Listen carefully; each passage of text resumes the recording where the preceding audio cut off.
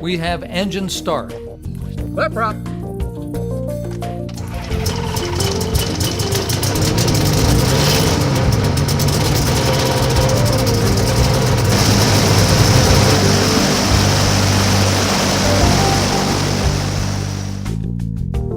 This is the first slow-speed taxi trial.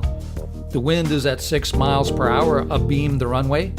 The wheels track true. The wing pivots freely. The engine runs good at lower RPMs. And off we go, slowly down the runway and back, feeling the feel of this two-place Air Creation GTE 582.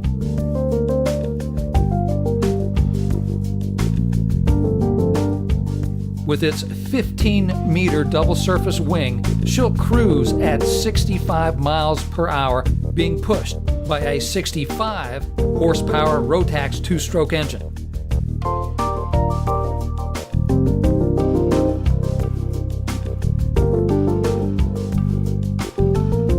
Its flight deck is, as you would expect, minimalistic.